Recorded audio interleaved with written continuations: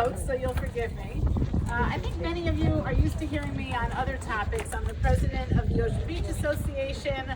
I did a lot of supporting and fundraising for candidates that you're going to hear more from Gail Miller in a few minutes. But in addition to those activities, I'm also one of the state leads for Moms Demand Action. Now, I'm not a mom, but moms includes men, women, mothers, and others, we like to call it. So today I'm going to talk to you about a very specific topic, which is gun violence. Moms Demand Action is committed to ending gun violence.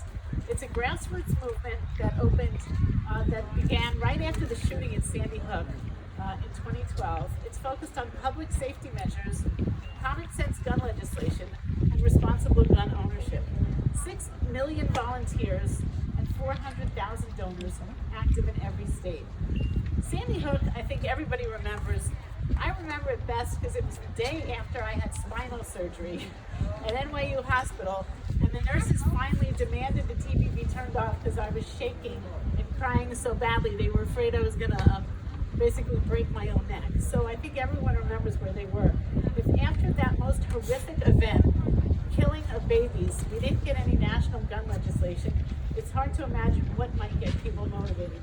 But Moms Demand Action is focused on gun sense legislation at the local and state level. We've had major successes there. New York is one of the safest states because of the gun legislation we have. The approach is very simple and very practical. Gun violence is preventable. And sadly, this is uniquely an American crisis. I have some facts here for you. Every day, more than 100 people in the United States are killed with guns, and 200 more are shot and wounded. The gun homicide rate in the U.S. is 25 times higher than that of any other developed country. Data and research shows that common sense public safety laws can reduce gun violence. So I pulled up the stats last night. Year to date, there have been 33,400 deaths in America due to gun violence. And here's the real kicker. We hear about mass shootings, but we don't hear about everyday gun violence. Of the 33,000, 19,000 were due to suicide. Another 14,000 were homicides. We hear about the school shootings. They're heart-wrenching. The solution, which is active shooter drills, is probably causing significant harm to children. But what we don't hear about are the daily shootings in urban, suburban, and rural areas. Suicide, homicide against elders, women, children, people of color, the LGBTQ community. Suicide impacts our most fragile, the mentally ill, our veterans, and teenagers.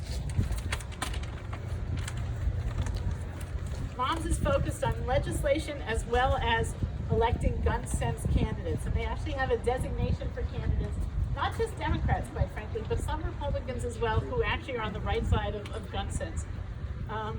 If you watch the Democratic primary when there were like 102 people on stage, each one of them in their own way either wore a Moms Demand Action pin or mentioned the organization, and Biden is certainly well behind us all.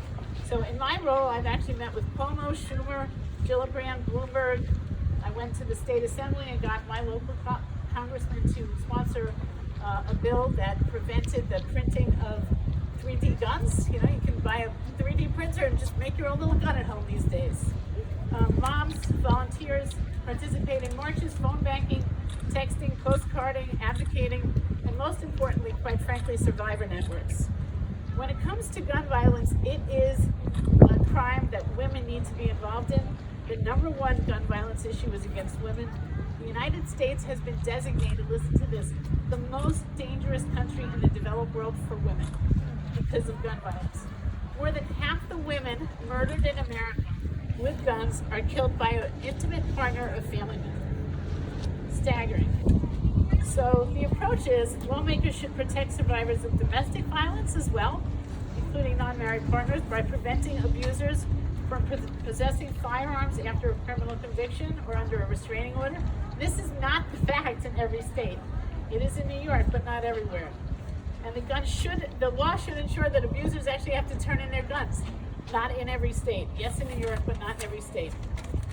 Finally, Violence Against Women Act, in place since 1994, is under attack every day.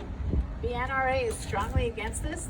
The NRA was originally a cute little organization that taught little farm boys how to use their guns safely, and it has certainly turned to the dark side.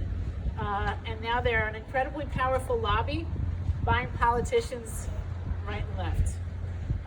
Thankfully for Letitia James, the New York Attorney General, the NRA is now under attack, and hopefully will be successful there.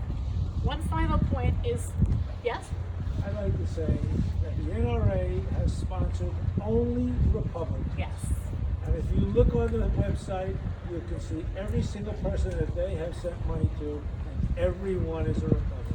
Absolutely. And tons of money. Big money. Big money. 10,000 here. These So, guys will sell themselves out for $10,000. so my final point is during COVID, these past 9 months, 8 months, gun sales soared.